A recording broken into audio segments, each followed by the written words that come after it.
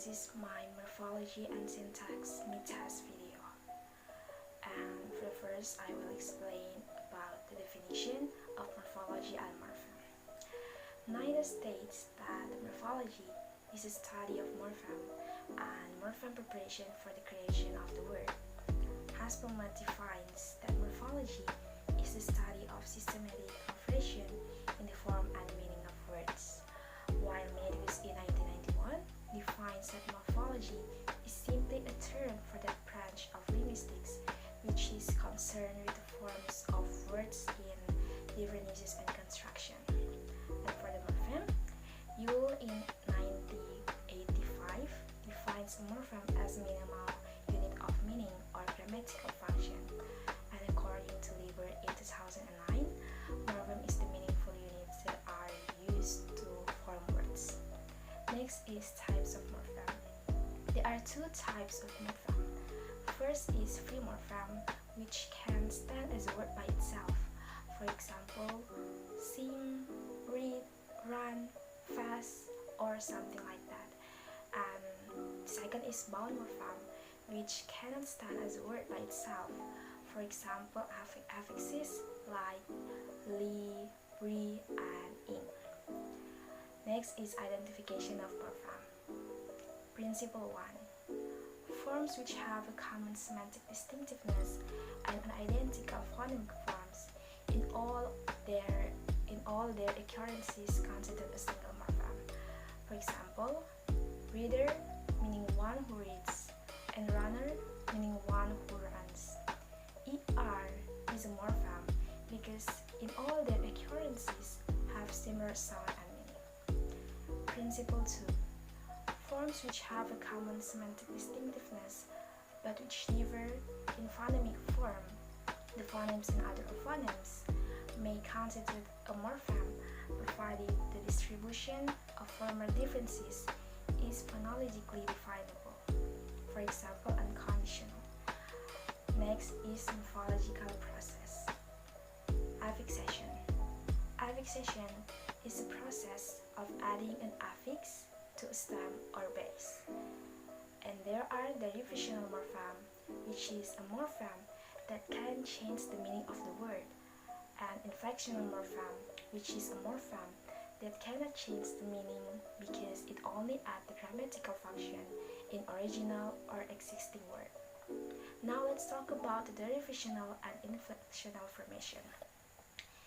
Derivational formation belong to substantially the same general distribution classes as the simplest member of the class in question, while in inflectional formation do not belong to substantially the same general distribution classes as the simplest member of the class in question. Derivational formation tend to be inner formation, while inflectional formation tend to be outer formation. Derivational formation tend to be statistically more numerous, while inflectional less numerous.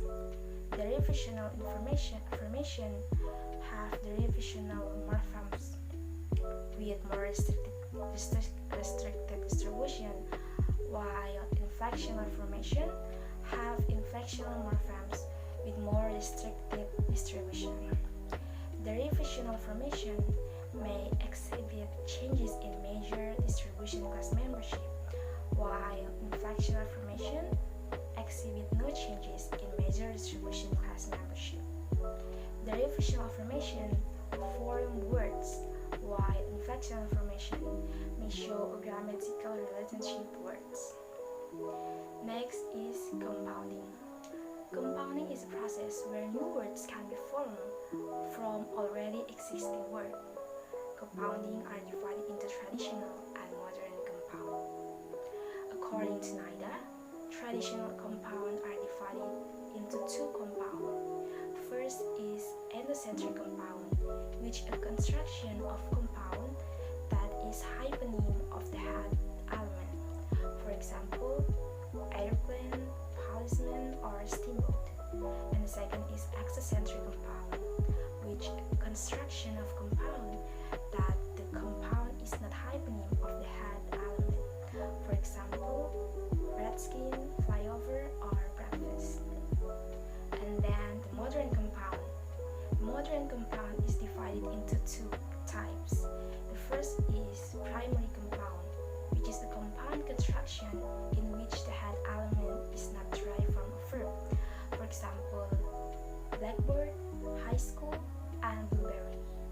The second is synthetic compound, which is a type of word formation in which compounding and derivation are combined. For example, truck driver, watchmaker, and dishwasher. Next is reduplication. Reduplication is the repetition of all or part of the element or with or without phonemic variation. Next is the morphological process or other word creation. First is blending.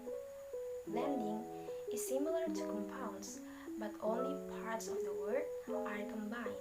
For example, breakfast plus lunch becomes brunch. Next is clipping, which shortening a word by deleting one or more syllables. For example, facsimile become fax or gasoline become gas. 3 is backformation, which is a creative reduction due to incorrect morphological analysis. For example, editor become edit. And 4 is acronym, where words derive from the initial of several words.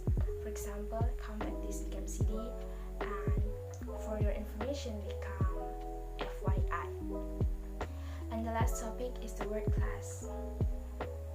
In the word class, there are two types. First is major word class, and they are nouns, adjective, verbs, and adverbs. And the second is minor word classes, and they are preposition, conjunction, articles, numerals, pronouns, quantifiers, and interjection.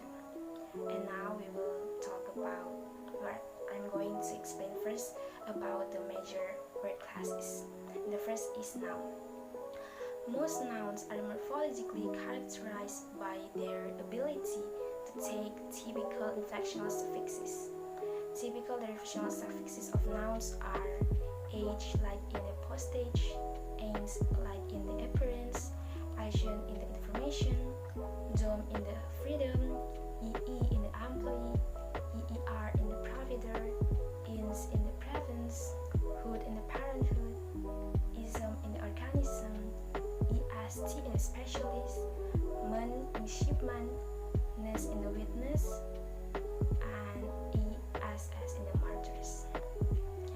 Noun can be subdivided into two types. The first is common noun, which further subdivided into cow nouns and mixed noun, and the second is proper noun. The second of the major word class is adjectives. Many adjectives are also characterized by the fact that they inflect for the comparative and the superlative. Some typical derivational affixes of adjective are able or able, like in the feasible or suitable, full in the useful, eke or equal, like in the historic or historical, if in the massive, last in the speechless, and like in the warlike. The third is adverbs. Many adverbs can be identified on the basis of typically derivational suffixes. Typical derivational suffixes for adverbs are li in the wisely, word like in the upward, and wise like in the edgewise. But not all words ending in li are adverbs. For instance, friendly and lonely, which belong to the class of adjective. The fourth major class is verbs, and there are three derivational suffixes that are typical of the class of verbs, like en in the darken, ify in the simplify, and isolate in the scandalize. The fifth is preposition. Preposition constitute a closed words class and are formally in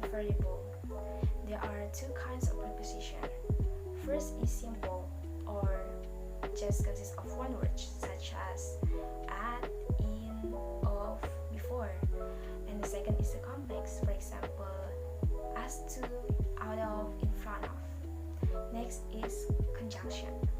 Conjunction constitutes a closed set of words which do not vary in form. On formal ground, it can be divided into two classes. First is simple, such as an, if, that, but, and complex, such as if in, as in case, and so that. And next is articles. In English, there are three articles: a, an, and the.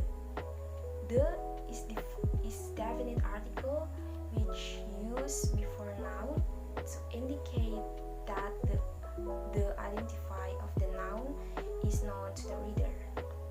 And an is an indefinite article which used before a noun that is general or when its identifier is not known. Next is numerals. There are two sets of numerals. First is cardinal number, such as 1, 2, 3, 4, 5, 6, 7, 8, 9, 10. And it also can be pluralized as millions of workers and hundreds of thousands of victims. The second of the numerals is ordinal numbers, for example, first, second, hundred, or million. Both cardinal and ordinal function in the structure of the noun phrase or as constituent of the sentence. It also can be modified by adverbs such as about, almost, approximately, nearly, over, and many more. Next is pronouns. Pronoun is usually treated as forming one-word classes with several subclasses. And here are the subclasses of pronouns which are close classes.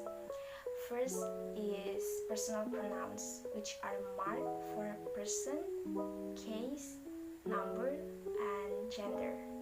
They occur in the subjunctive case when function as a subject of a sentence, in an objective case in all their function. And the two is self-pronoun, which are marked for person and number and can be used reflexively in opposition, in coordinate, phrase, and after the word as, but, except, and like. And next is quantifiers. Quantifiers constitute a closed word class which can be divided into three subclasses. The first is function as the noun phrases, as in anything, somebody, no one, etc. Second can function both at the end of a noun phrase and as determiner, such as some, any, much, many. And the last is which function as determiner only and belongs to every unknown. And the last is interjection. Interjection consists of items that have no referring function and are only used to express emotion. For example, wow, ah, oh,